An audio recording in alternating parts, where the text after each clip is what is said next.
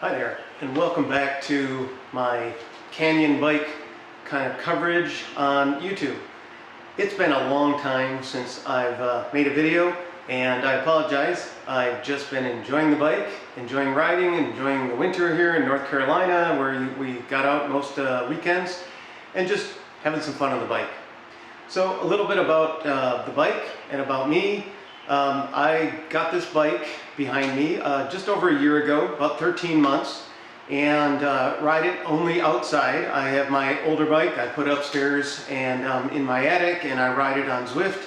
So mileage wise, I just checked on Strava, it's about 4,400 that I've done in the year, and it's been just my 5-second review. It's been a really good experience. But I want to go over the bike again today for those that haven't seen the bike before, kind of go over some of the issues, likes, dislikes, and that sort of thing, cover some old news about the seat posts and that sort of stuff. So let's get started.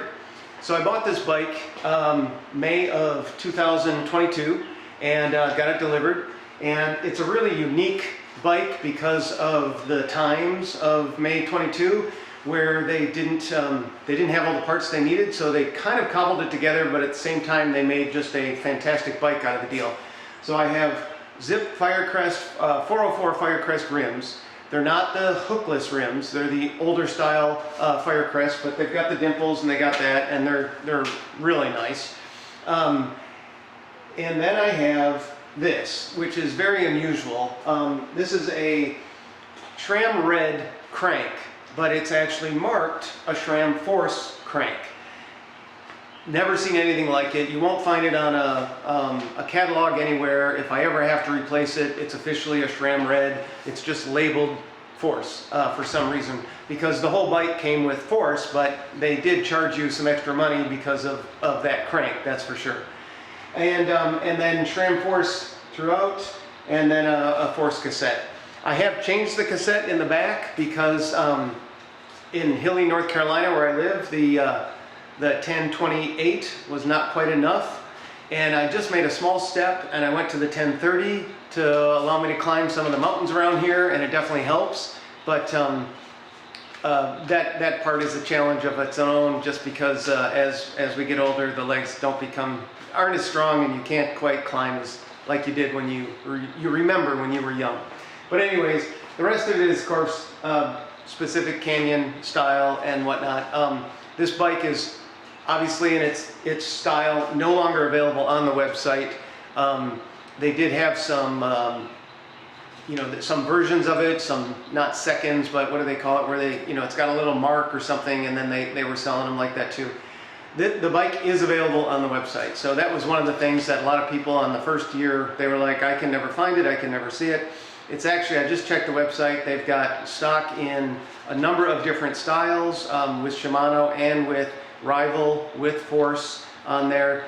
They have this color called Hot Salsa that it's not my thing, because it kind of limits what you might be able to ride with in terms of your own colors and that sort of thing. So the white and black, I love the combination. It's a great look on the bike, and it really works well. So mainly what I've done is, this is the group that I ride with. I got to give them a shout out. Just got the jersey a little while ago. I've been riding with them since last fall. Gruppetto, it's a group out of Raleigh, North Carolina, where I live. And it's a great group of guys and females that we get together a couple times a week. During the week, I don't join those very often, and then on the weekends we do anywhere from 70 to 90 miles, and we average a really nice pace. It's been 21.5 to 22 miles an hour, which is really hard for an old guy like me, but we have a lot of fun doing it, and I pull my weight, so we have a lot of fun. It's a great group of people, and I love riding this bike by myself, because the aero and just the speed that it gives you and the feeling that it gives you is great. But if you guys have someone to ride with out there, it just makes you feel a little bit safer and a little bit more fun, and that's also just a ton of fun. And the camaraderie is just excellent. So highly recommend, ride by yourself, but also if you can find a group, it allows you to build up some speed, do those nice long pulls, and get some relaxing time too. But anyways, let's get on with this. So the number one thing that, my videos that I made, there's one about the seat post. And the seat post from the factory didn't give a lot of explanation about how to put it together, what to do. It just said, stick this in here, make sure you got some of this white grease on the outside, and then get it going. And it just, within a few weeks it started creaking, and then I did more grease thinking this is what's going on. And I have to be, honest that Canyon kind of dropped the ball on the seat post in terms of not design, but the way they made their own instructional video. No communication, they didn't talk in there, and I understand that appeal. It's kind of to appeal all across the world. We don't want to say that, English is this and something else is this. But I made a video on what I did to fix it, which is eventually figuring it out using carbon paste and the grease that you need.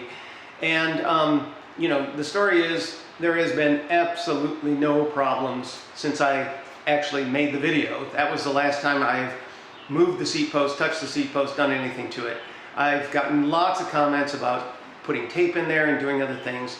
I feel very lucky that the only thing that needed to do on mine was actually use the carbon paste down at the bottom, use the grease up at the top. I do wash the bike, just actually did it today, but I try not to really spray any water in this area very hard. I just let it drip on there and whatnot, because I don't want any water going down in there. So the seat post is really a non-issue anymore, and we'll get into the lights, talking about the comfort. It's just amazing. So the other part, let's get into the handlebar up on the front side. I did lower the stack height on there, which is really easy. You don't have to take everything apart. You don't have to do a lot of stuff. It comes out in two pieces. I didn't go all the way just because I thought, I'll leave some in there in case this feels kind of weird, because it's way lower than it is on my old bike. However, this bike is amazing and it's super comfortable, and I actually could drop it, but right now I'm just enjoying the ride the way it is. So I guess not a dislike, but just a comment. The absolutely wonderful tape that comes on there, it's a Canyon, it's got Canyon's logo right on there. Not sure exactly what it is. It's kind of rubberized and whatnot. I really, really like it a lot. And the grip and the way that it feels in my hands is excellent. It's got good cush plus good grip. The only issue is it doesn't look like new anymore. That kind of after 6 to 8 weeks of riding with it, it just dulled in the areas that your hand is contacting it with. I can't really complain, but it doesn't look like a new bike anymore. Other than that, it's been great. So a general overview, the two contact points, handlebars and the seat, the bike is so comfortable. I have said this before. I want to make sure I say it again. This bike is the most comfortable, road bike I've ever ridden. It's also the fastest road bike I've ever ridden, and those two are not always in sync with each other because it's not meant to be a comfort style. But the way that the setup is, the posture on the bike, the way the layout is on there, I've changed my old bike to match this style by pulling back the handlebar a little bit, moving up the seat, and I love it. It's just, wow, the old days of trying to really stretch yourself out and get length on the bike, it's not for me anymore. And it might be for you, and if so, that's great, but I really, really, really enjoy the level of comfort here. And it comes from, the seat post looks like a stiff post, but if you look on their website, you can see it. It's actually a fairing on the back side, and the post itself is half the width, and it actually does have quite a bit of flex, and you feel that on the roads. Obviously it helps. 28 millimeter on the back, 25 in the front. You don't need a lot of pressure anymore. That's also, somewhat of a new thing in the last 5 years or so that people are doing. So let's talk about components. The force equipment. I've been a SRAM guy on my old bike, which is 2009. I had it for a long, long time. Put a lot of miles on that one, but enjoyed it all the time. I've always liked SRAM. I like the way they shift, and I like how they just work.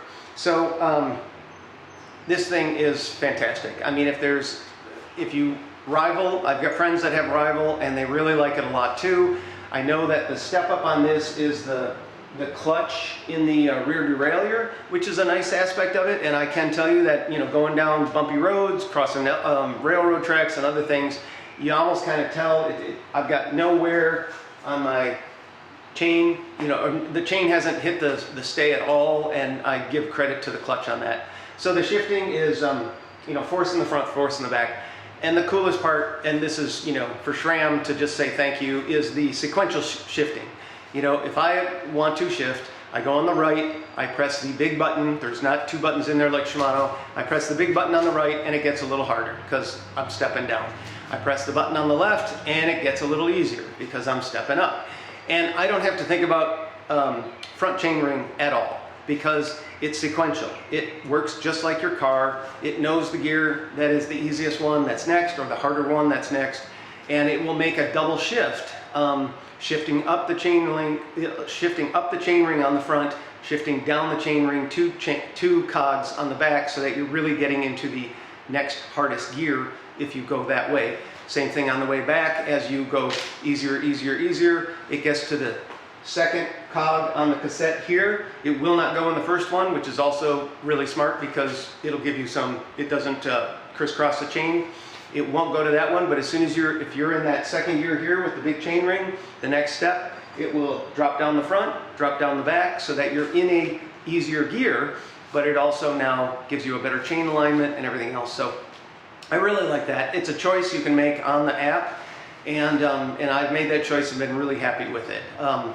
One day it stopped working, but that was because somebody had not really charged his battery on the front forever, and so I was in the big chain ring the whole day. But that was okay because the back one still worked, and then once I charged it up, everything was just fine.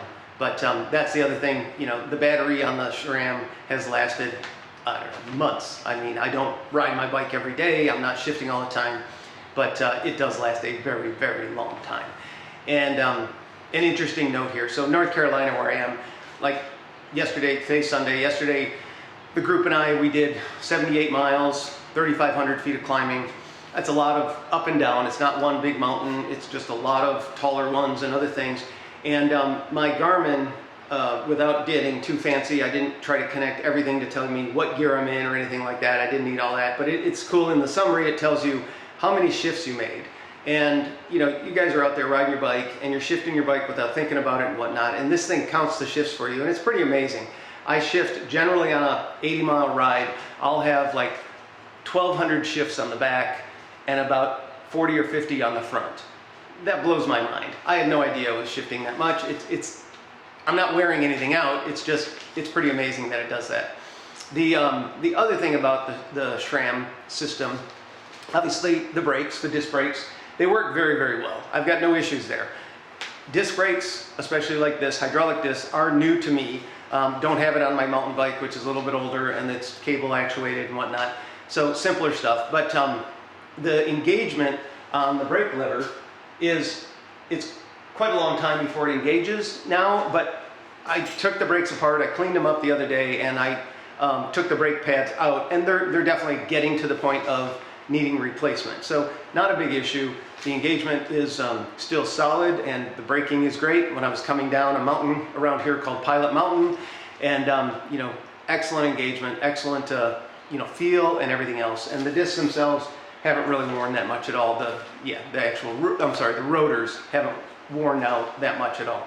The other aspect of the SRAM is the chain, and with my chain checker here, it's pretty amazing. This bike has 4,400 miles on it. It's an original chain, haven't changed it at all, and it's sitting, the 0.75 will not go in. It doesn't even get close to it. It's just, the chain is literally like new, and works absolutely fantastic. No stretch, no nothing. I mean, I'm no power, monster, but when I'm pushing on the front, when I'm climbing the hills, I'm pushing 200 to 300 watts, and this chain is just, it's like I got it out yesterday. Really, really impressed with that, which obviously, if you've been riding at all, you gotta, you understand the chain. If you let it wear out and you continue to do it, not only will you see a decrease in shifting quality, you will then wear out your drivetrain, and that's way more expensive than, a chain that's not cheap, but when it lasts over a year, that's fantastic. So that's really good. Speaking of wearing things out, in terms of on the bike, the only thing that I've had to change I told you I changed the cassette, but that was by choice, and I have the old one in case I want to go back or go somewhere where it's flatter. I had to change the rear tire, but again, this was a little bit of embarrassment. I let it go way too far.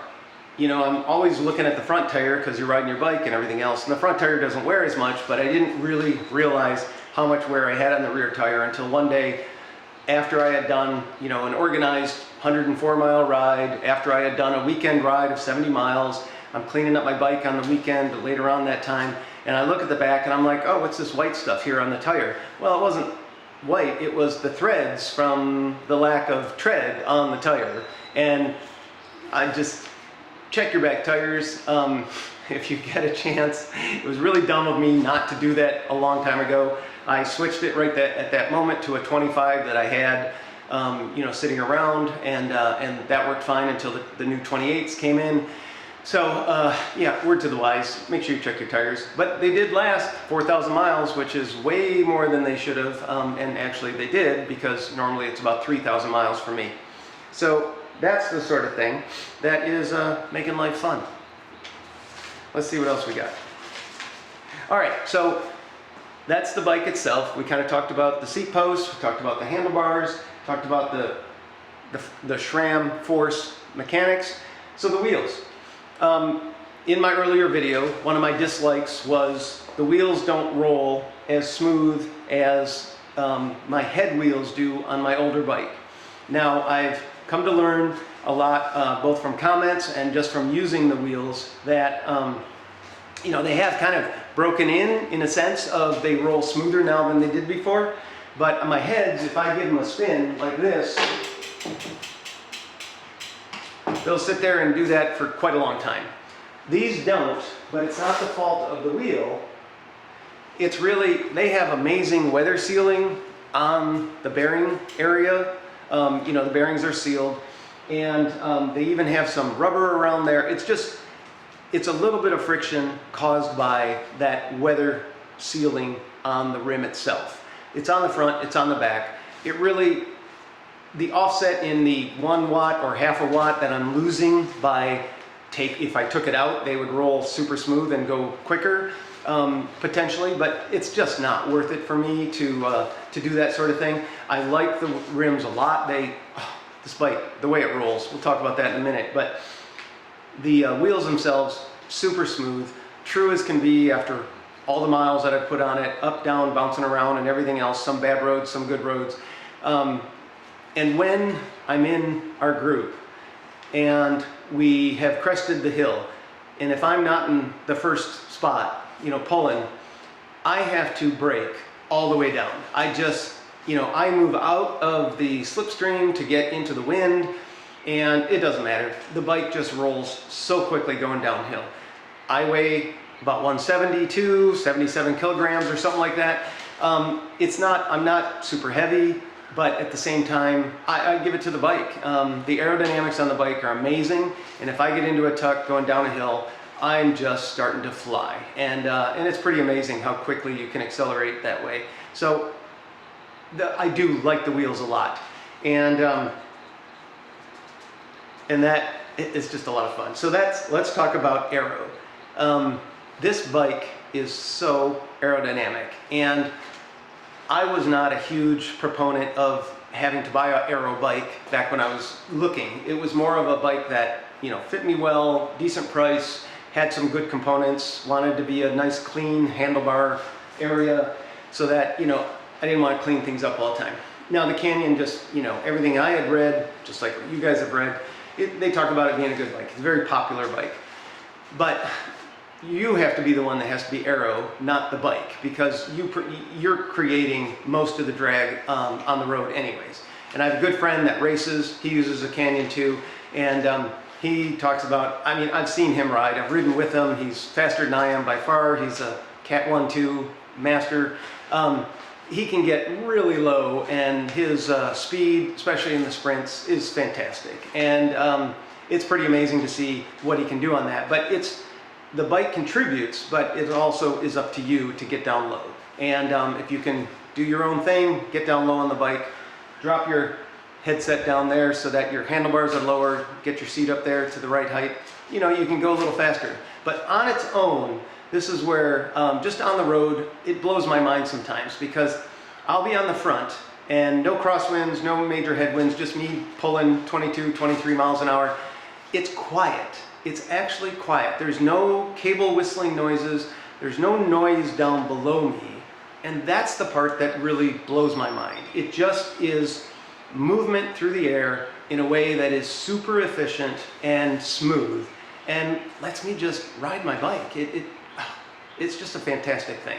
And I'll put in some video here of a day. We stopped when I was with the group. We had to ride through this kind of, it was a nice day, but there was some construction going on. They had tracked some water onto the road with some, you know, muddy water. We basically went through it, and I'll show some imagery from my bike. It was amazing. I've never seen this before. The mud didn't droplet on. It streaked along the bike in a way that, you know, was pretty amazing to me. It was like kind of a, like an aerodynamic wind tunnel test. It didn't sit there on the bike. It actually just made these stripes because it was, you could see where it was kind of flowing. It was kind of like FlowViz in Formula One that they use. So the bike is so aero and so much fun to ride in that respect. But at the same time, you know, my number one like on this bike is the comfort. I can go, you know, my all-day rides, my 4-hour rides, my 5-hour rides. I feel good. You know, my legs are tired, my lungs are tired, my heart's working hard, but I don't feel like, oh, my back hurts or oh, my arms are sore, I'm in the wrong spot. I feel comfortable on this bike. It's just really, really nice to ride. And, you know, and I give credit to the geometry on it, plus, of course, the seat post and handlebar layout, just really, really nice. Other big like on this is, as I just talked about, the speed that you can generate with the power that you're putting out because of the aerodynamics. If you can get into the drops or sit on top of the hoods, you know, bend your arms and get down low on the hoods, you can move really, really quickly. I mean, 20 miles an hour is not that hard to achieve with a minimal wattage output, which, you know, this is nice to have the power, but I don't watch it all the time, but, you know, you're just cruising along at a nice speed and you look down and you're like, wow, I'm going, you know, 1 mile to 2 miles faster than I used to on my old bike in the same areas because it's just aerodynamics. You get into that sort of thing.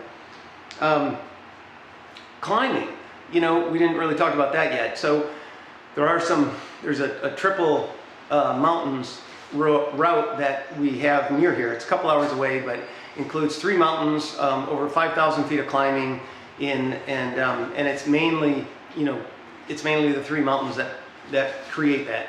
So climbing on the bike, this is where gearing helps for me. I like to sit when I climb versus standing up and doing it, just because of, you know, not trying to burn myself out and whatnot. And I like to sit and spin. The bike really responds well. It doesn't feel heavy. It doesn't feel, you know, like it's a lazy thing. It's just the response is good. And I think most bikes are this way, climbing anymore, unless you have just a real tank on your hands. The wheels are stiff, but, you know, comfortable. The crank and the cogs, everything works the way it should work. And then coming back down, that's where the disc brakes are great. Just, you know, riding them all the way down and doing whatever you have to do to, you know, maintain safe speed, but having some fun at the same time. Yeah, in fact, that's what I wrote. Okay. Dislikes. So this is now me talking, not, you know, not selling anything, I'm not doing whatever. The disc brakes, again, it's new to me.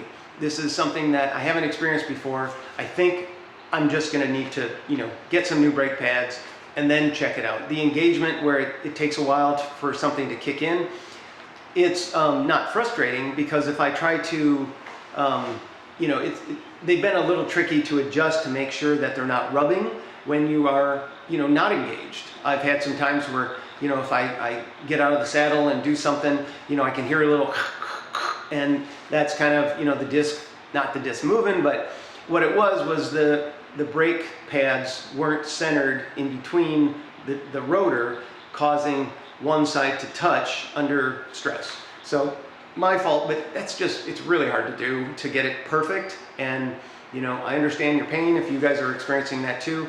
That's the only part that is not a lot of fun, but you know, in the end, the brakes themselves are so much better than rim brakes, especially going downhill on a mountain. You're not overheating anything. You just have confidence that you're going to do well. So in the end, I just want to say thanks for watching. Appreciate you guys, and thanks for all the comments that you make and that you've done.